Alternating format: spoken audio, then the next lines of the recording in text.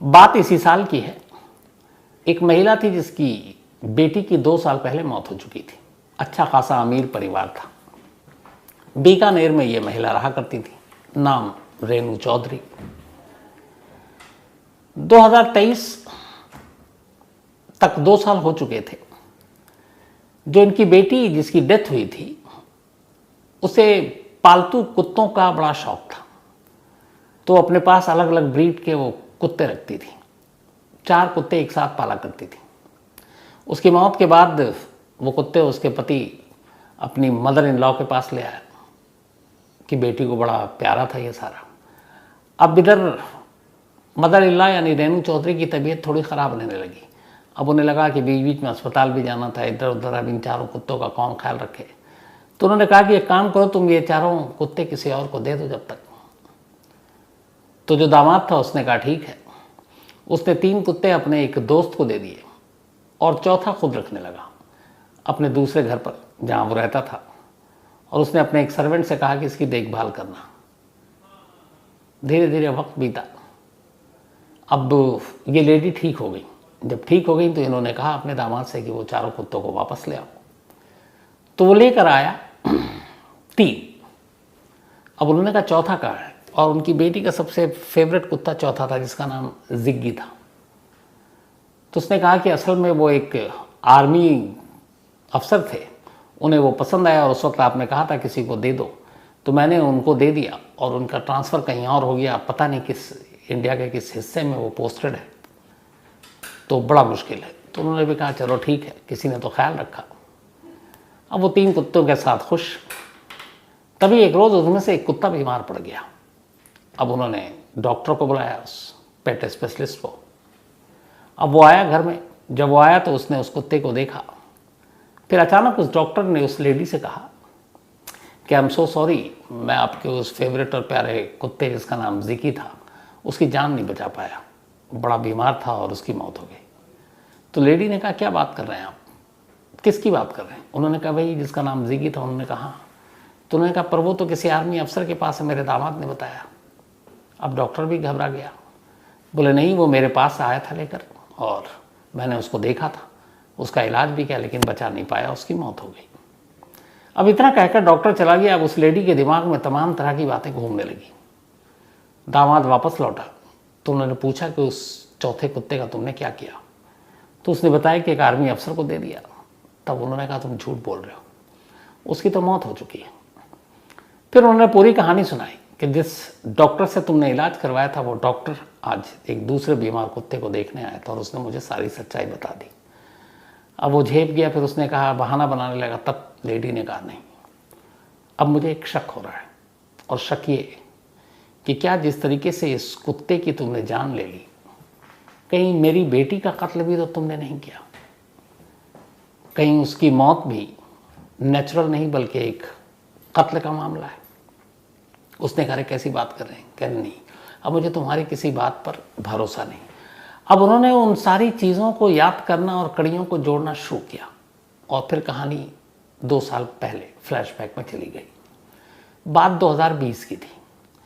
बीकानेर में ये परिवार रहता था जिसमें स्वपन चौधरी, रेणु चौधरी और उनकी एक बिटिया थी। उसका नाम था मोनालिसा चौधरी। तो मोनालिसा अमीर घर से, माँ बाप ने उसकी हर ख्वाहिश पूरी की, तो वो बीकानेर और जयपुर आना जाना रहा करता था। थोड़ी सी आज़ाद ख्याल की थी। 2020 में उसकी मुलाकात एक नौजवान से होती है जिसका नाम भवानी सिंह शेखावत है।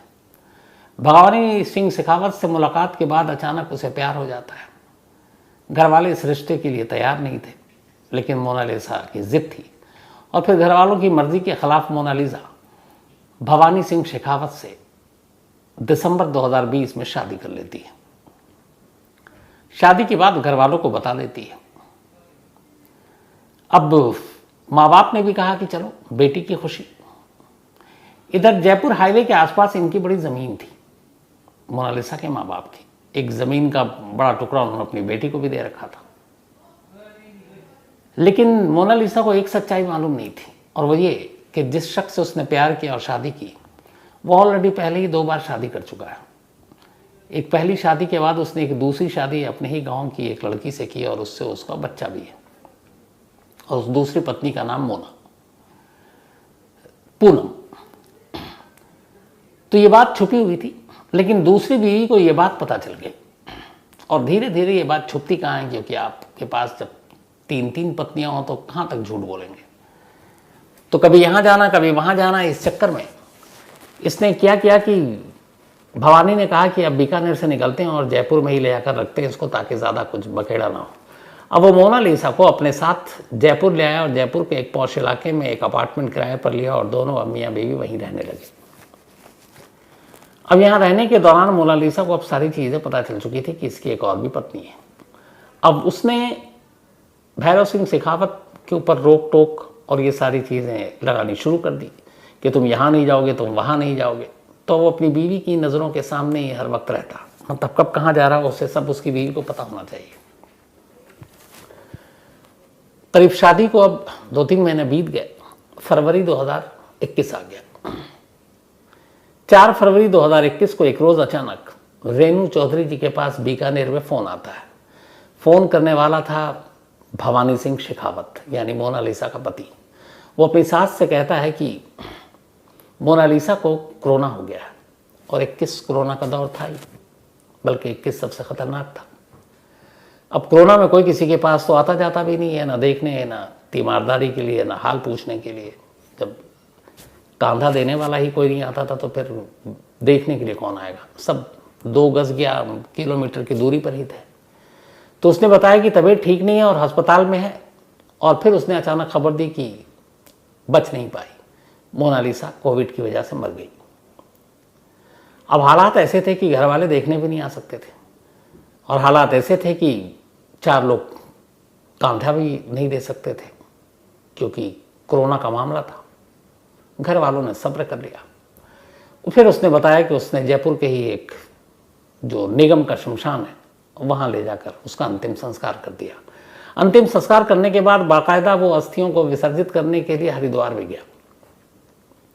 अब ये सारी चीज़ें हो गई, धीरे धीरे वक्त बीतता रहा। लेकिन जब इस डॉग वाली जिगी की खबर उसकी माँ को पता चली और पता चला कि उसने झूठ बोला, वो कुत्ता मर चुका है, तब उन्हें अपने दामाद पे शक हुआ। उन्होंने अपने पति से बात की। पति स्वपन चौधरी को भी बहुत सारी चीज़ें अटपटी लग रही थी कि उनकी बेटी बिल्कुल ठीक ठाक, फिर अचानक बीमार, फिर यूं डेथ, आनन फानन में अंतिम संस्कार। हालांकि उस वक्त हो रहा था, ये सारी चीज़ें हो रही थी। फिर भी उन्हें कुछ डाउट लगा। उन्हें यह भी लगा कि जब वो भवानी से बात करते हैं और भवानी की माँ से, तो दोनों की अलग अलग बातचीत होती। वो कहता है कि इस दिन से कोरोना था, वो कहता उस दिन से था, इस दिन हॉस्पिटल ले गया, उस दिन वहाँ ले गया, उस दिन सिलेंडर की कमी थी, उस दिन नहीं थी। तो माँ बेटे की भी बातों में बड़ी सारी विरोधाभास चीज़ें थी। स्वपन चौधरी को लगा कि कुछ गड़बड़ है। अब जब उनकी बीवी ने कहा कि मुझे तो पूरा यकीन है इस शख्स ने मोनालिसा के फेवरेट कुत्ते तक के बारे में झूठ बोला, मुझे लगता है इसने कुछ किया है, उन्होंने पुलिस में कंप्लेन कर दी। अब 2 साल पुराना मामला, पुलिस भी ढीली ढाली अपना कुछ करे नहीं। लेकिन स्वपन चौधरी के ठीक ठाक रसूख थे। उन्होंने राजस्थान के डीजीपी से मुलाकात की और डीजीपी को पूरी कहानी सुनाई। और उन्होंने कहा कि मैं चाहता हूं कि इस मामले की इन्वेस्टिगेट की जाए। डीजीपी का हुक्म आया। कहा गया बीकानेर और जयपुर पुलिस, भैया मामले की जांच करो। अब साहब का हुक्म है, किसकी हिम्मत। अब पुलिस ने जांच करनी शुरू की। अब 2 साल बीत चुके थे, क्या करें। तो सबसे पहले तो पुलिस ने बयान लेना शुरू किया। तो जब बयान लिया तो भवानी सिंह शेखावत ने पूरा स्टेटमेंट दिया कि कैसे 4 फरवरी को बीमार पड़ी, फिर ये सारी चीज़ें। इसके बाद माँ का बयान लिया गया। अब माँ और बेटे के बयान में वाकई अलग अलग बातें थी। फिर पुलिस की टीम हॉस्पिटल पहुंची। उस वक्त कोरोना में कब कैसे लिस्ट, तो उसमें कहीं मोनालिसा का नाम ही नहीं। फिर उससे पूछा गया भैया किस शमशान में, तो वो शमशान पहुंचे। पता चला कि शमशान में भी कोई ऐसी आईडी प्रूफ या ऐसा कोई नाम वाम दिया गया नहीं। अब बड़ी परेशानी, कोई पुख्ता सबूत मिल नहीं रहा है और सिर्फ हवा में किसी को अरेस्ट नहीं कर सकते। पुलिस की तफ्तीश चलती रही। अब पुलिस ने उस वक्त के CDR निकाले, कॉल डिटेल निकाले, तो फिर उसमें कई चीज़ें मिली कि उन तारीख को ये लोग कहाँ थे। तो जो बयान था उसके उलट CDR रिपोर्ट कुछ और कह रही थी। और तफ्तीश की तो पता चला कि दिसंबर से पहले 2020 में जब इसने शादी की, उससे 2-3 महीने पहले मोनालिसा ने एक ज़मीन का टुकड़ा बेचा था और उसकी कीमत थी करीब 1 करोड़ रुपये। वो 1 करोड़ रुपये मोनालिसा को मिल गए। उसने उसमें से 30 लाख रुपए अपनी माँ रेनू चौधरी को दिए, 70 लाख खुद रखे, उसमें से कुछ EMI और बाकी चीज़ें थी उसने खर्च किए। बाकी वो खर्चीली थी, शौक बड़े थे, तो उसने अपने पैसे खर्च करने शुरू किए। इधर जो शेखावत था, भवानी सिंह, उसे इस सारी डील और इन पैसों के बारे में जानकारी थी। उसे ये भी पता था कि मोनालिसा के अभी और भी ज़मीन है। तो जब ये पता चला तब उसने उसको अपने प्यार के जाल में फांसना शुरू किया। फिर उससे प्यार का नाटक किया। मोनालिसा को भी लगा वो उससे सच्चा प्यार करता है। फिर दोनों करीब आए, दोस्ती हुई और दिसंबर में एक मंदिर में दोनों ने शादी कर ली। लेकिन असली नीयत और नज़र जो है उसकी पैसे पर थी, मोनालिसा के। अब मोनालिसा का डील हो चुका, 30 लाख माँ को दे दिए, बाकी कुछ खर्च कर दिया। उसके पास गाड़ियाँ भी अच्छी थीं। अब फरवरी आते आते मोनालिसा को जब सच्चाई पता चली कि उसकी और भी शादियाँ हो चुकी हैं, तो फिर वो सख्त हो गई। उसने कहा अब तुम कहीं नहीं जाओगे, यहीं रहोगे। पैसे वैसे ठीक ठाक थे। अब उसका घर से बाहर निकलना भी बंद, बाकी चीज़ें भी, फिर वो उधर पैसे भी खर्च हो रहे हैं। उसे लग रहा है कि जिस के लिए शादी की, मालूम हो तो सारे पैसे ख़त्म कर डालेगी, हाथ भी कुछ नहीं आएगा। तो इसी चक्कर में उसने कहा कि अगर इसे हटा देते हैं तो ये सारे पैसे जो अभी भी करीब 50 लाख के आसपास पड़े हुए हैं वो उसके हो जाएंगे। तब उसने प्लान करके जयपुर में एक अपार्टमेंट में एक घर लिया। घर लेने के बाद अब उसे कत्ल करने का तरीका सोचने लगा। इत्तेफाक से कोरोना का लहर शुरू हो चुका था, 2020 में भी था, फिर 2020 एंड में थोड़ा कम हुआ, लेकिन फिर 21 में शुरू हो गया था। तो उसे ख्याल आया कि इस वक्त अगर किसी को कोरोना के नाम पे मारे तो दूर दूर से कोई देखने भी नहीं आएगा, पुलिस भी नहीं आती है, कोरोना में हुई मौत के पोस्टमार्टम भी नहीं होते। तो लगा ये एकदम सही टाइम है। उसे पता था कि मोनालिसा अपने दूध में रसगुल्ला डालकर खाती है, इसी का फ़ायदा उठाया। एक रात उसने उसके दूध में, यही 4 फ़रवरी की बात है, बल्कि 3 फरवरी की रात 2021 में, उसने उसके दूध में बहुत सारी नींद की गोलियां डाली और रसगुल्ला डाल दिया ताकि स्वाद पता ना चले।